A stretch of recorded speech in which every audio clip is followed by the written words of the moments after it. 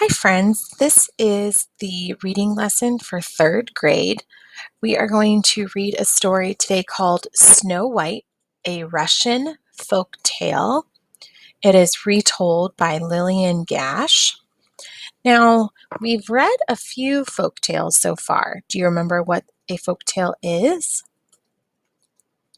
A folk tale is an old or traditional tale or story that has been passed on by word of mouth over many years. So they are told, from your grandparents to your parents and then to you. That's typically how they work. Now, this story, when I see the words Snow White, I automatically think of the Disney Snow White. But I want you to think, is this similar, as we start reading, to the Disney Snow White? If you just look at the pictures on this page, do you see the snow? So I'm wondering if this Snow White is similar to the Disney Snow White, or if it has to do with the snow and the winter. You can see from these first two pages that there are kids playing in the snow. So those might be some of our characters. Maybe one of those is Snow White. We're not sure yet. And there are a couple grown-ups also in our story. So we'll see who those people are.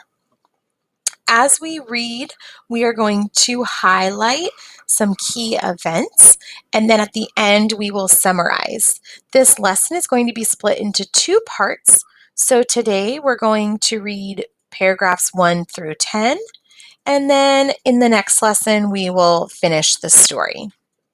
Please make sure that you have your characters booklet open to page 22 so you can highlight with me.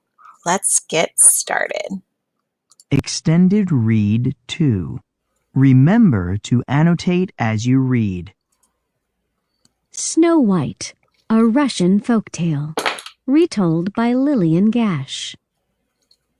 One fine winter's day, Ivan and Marie sat by their cottage window. Frost covered the dark green fir trees, and the ponds and rivers were thick with ice.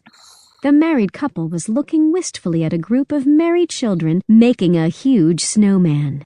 The children were having a grand time. And though Ivan and Marie were both kind-hearted, the sight of the children having fun made them very sad, for they had no child of their own. Their cottage was often lonely. "Fate has been unkind to us, wife," sighed Ivan. Marie hid her face on his shoulder and tried to keep back her tears. After a while, Ivan stopped sighing, and his wife lifted her head. "See how these children are enjoying themselves," he said. "Why shouldn't we follow their example? Let us go into the garden and play, too." Okay, friends, so let's stop there and let's do some highlighting of some key events. So we learned about two of our characters. So grab your highlighters. We know that we have Ivan and Marie, right? Those are two of our characters. And they were watching the children play outside, right? So let's go ahead and highlight the married couple was looking wistfully at a group of merry children making a huge snowman. And the kids were having so much fun, but were Ivan and Marie having fun? No, they were so sad. Why were they sad? Go ahead and highlight the reason that they were sad. Did you find it? So they were so sad because they did not have any children of their own. Good. So then Ivan, the husband, he says, "Those children are having so much fun. why don't we go have some fun? So what does he suggest they do? Go ahead and highlight, what does he suggest they do?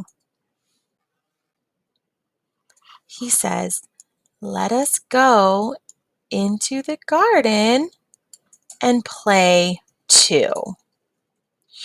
So now they're going to go outside and play just like these kids were playing out in the snow. Let's see what happens next. You can cap your highlighter and we'll continue reading. Marie smiled and agreed. They would be children again and forget their troubles.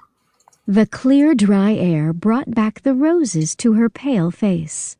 Her husband gave her a tender kiss as they passed behind a glistening fir tree.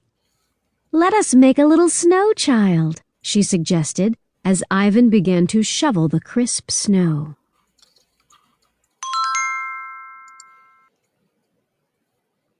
"Ah, that is a fine idea," exclaimed Ivan.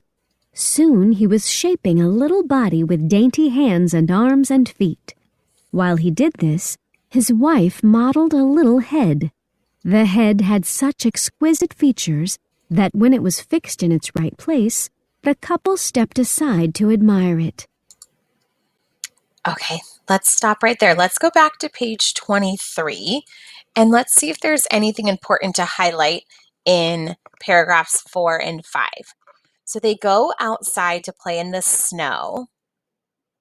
And what do they decide to make? Did you find it?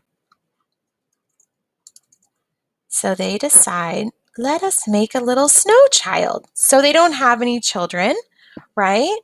And so they say, okay, why don't we make a snow child? And she can be our little child. Then what happens? Let's turn the page. They start making her, and she ends up looking pretty real, right? So Ivan, what does he do to make her? Soon he was shaping a little body with dainty hands and arms and feet. And what did the wife do? His wife modeled a little head. And then they step back and they admire her.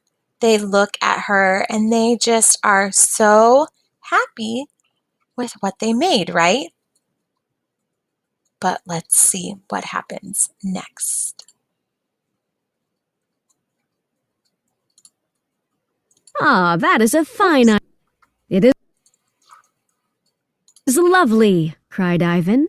Marie sighed so deeply that the soft little curls she had given the little snow child seemed to stir on its pretty forehead. As Marie and her husband added some finishing touches, a stranger came down the road and asked what they were doing. "We are making a snow child," replied Ivan. He stepped back once more to admire the little figure. As he did so, he saw with intense surprise a gentle quiver of its eyelids.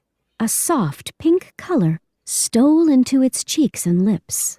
A deep sigh came out, and the dimpled fingers he had modeled so lovingly uncurled and stretched themselves. There stood before him a living child. The child was lovelier than any that he or his wife had seen in their fairest dreams. "Who are you?" asked a startled Ivan when he could speak. Marie leaned against him, scarcely daring to breathe, lest the entrancing vision of the child should disappear. Okay, so what happened here? They made their little snow child, and she was beautiful. She had a little dainty body and a beautiful head. And then a stranger walks by. And he says, "What are you doing?"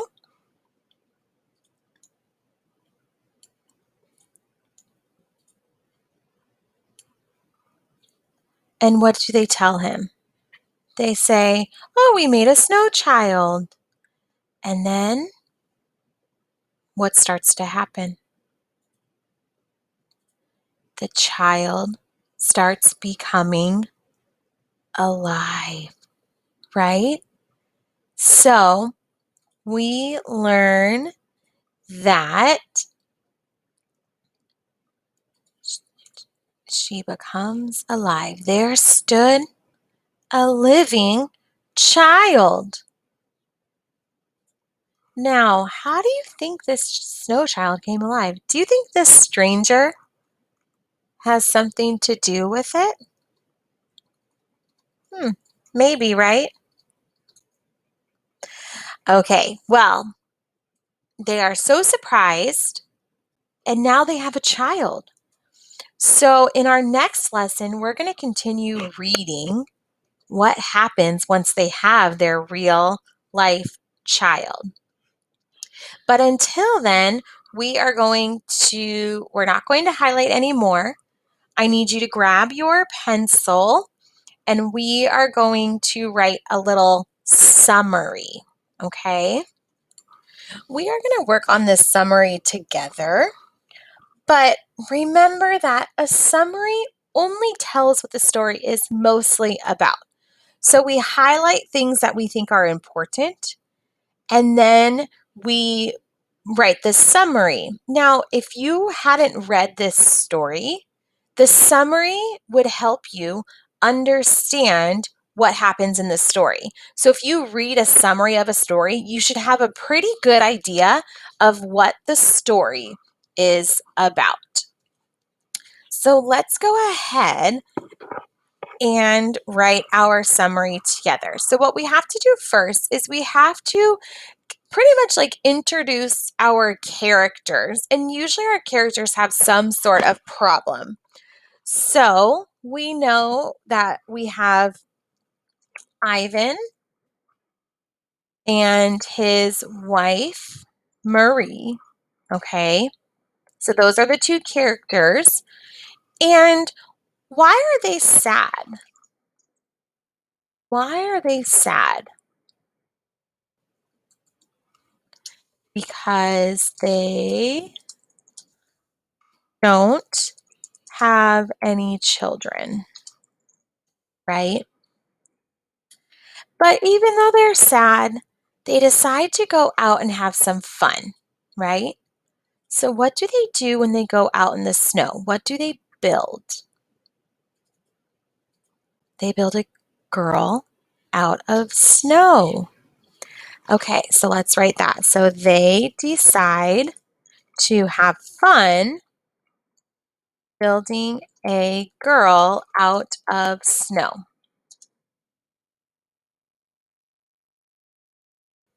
Then what happens to this girl? What did we end with? They are surprised when what happens? Go ahead and finish this sentence. They are surprised when, you should say something like, it doesn't have to be exact, the snow child comes to life. So if you were to read just this summary, would you pretty much know what's going on in this story? We know our two characters. We know they are sad because they don't have any children, but they decide to go outside and have some fun. And they build a snow girl. But then they are so surprised and amazed when that snow child comes to life. Okay, friends, great job with this first part of our lesson. In our next lesson, we're going to finish reading the story. We're going to highlight and we're going to write another summary for part 2. That's it for today. See you later, friends.